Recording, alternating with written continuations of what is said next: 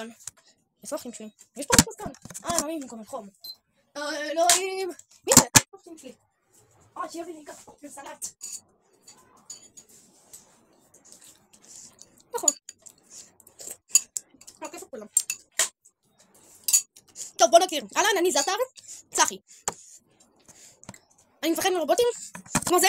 אבל מסכן, אז הוא רובוט טוב. ואני אוהב אותו. רגע, הוא עדיין על חום! עבור מעט זמן.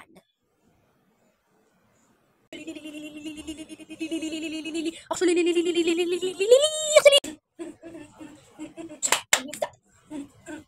וואי, יש לך בופנות? פנים. אח שלי!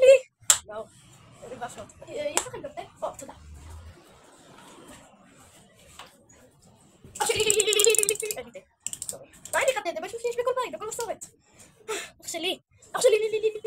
נו, איפה אתה? בוא עכשיו, נו. אח שלי! אח שלי!